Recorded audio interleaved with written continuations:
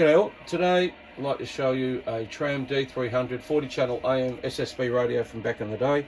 These were made in the 1980s and early 1990s.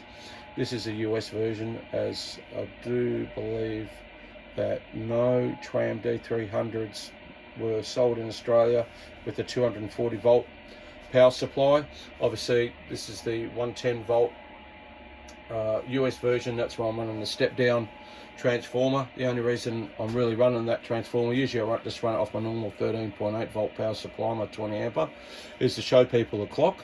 If you don't run the mains power, the clock won't work, because the clock is on a separate board to the radio. Of course they're sort of intertwined when you turn the radio on and all the features, but the clock runs on a different circuit to the radio. Okay, so what's the good thing about these radios, apart from the fact that they're bloody hard to get in any condition, the fact that really big meters. Now have a look at that. That's virtually all the same. The meters are slightly smaller. These meters came out of the Cobra 2000 builds, which was a great idea. Really good to have the two big meters, easy to read, really good channel selector readout, very easy to use and read, and also the clock are very easy to read as well. So apart from the functions for the clock itself, we won't go through those.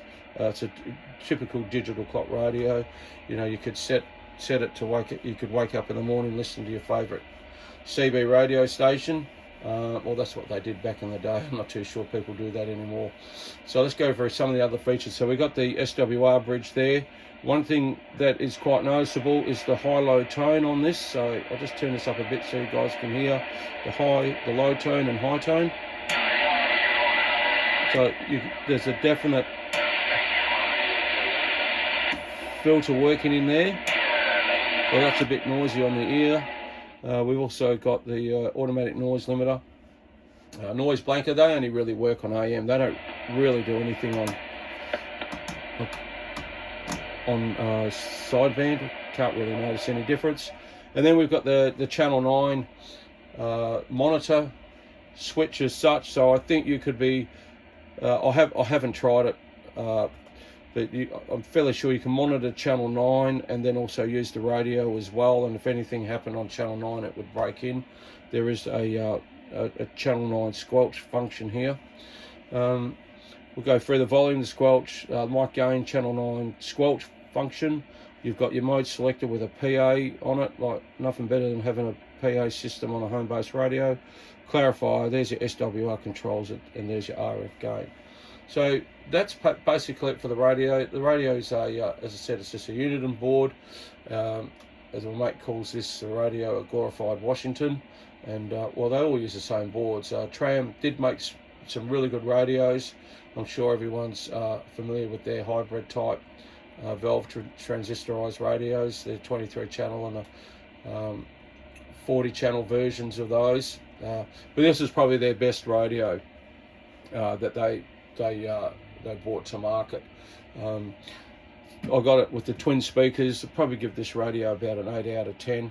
I just put some foam in the back of the speakers to bring the audio out. The audio is always a bit tinny with these sheet metal speakers, and the speaker themselves are nothing fancy or anything like that. So you put a bit of foam in there, sound deadening foam, and it seems to bring out the tones just a little bit better, a little bit deeper.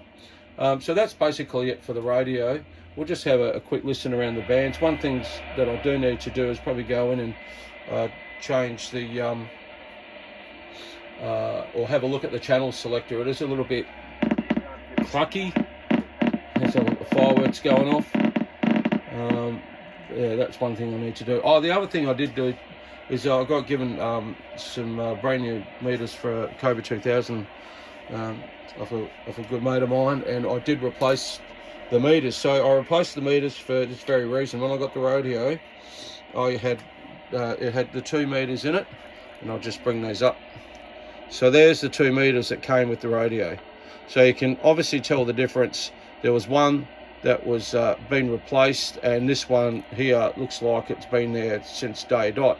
And you can look at the yellow the yellow colour in one of the meters compared to the white, so I put 2 new meters in it. I got these out and put 2 new meters in. Replaced the globes, the old incandescent globes, with brand new LED globes, and it's really brought the radio to life as such. And all I did was put a 400 ohm resistor in line just to take a bit of the power out of the LEDs, because sometimes the LEDs can be quite bright, but this one, when I do that modification, it works out really well. Let's have a quick listen around the band, see if there's anyone on.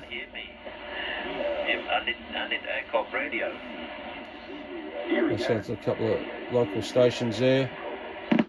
Bounce up. Let's have a listen on channel 38. So the 2 main channels on Australian CB radio, channel 35 and channel 38. Usually lower side, we don't have too much upper side. Upper side, it's fairly early in the morning to be listening to. Just bounce down, you can hear that clucky noise. Oh yeah, we've got our friends up the road in Indonesia.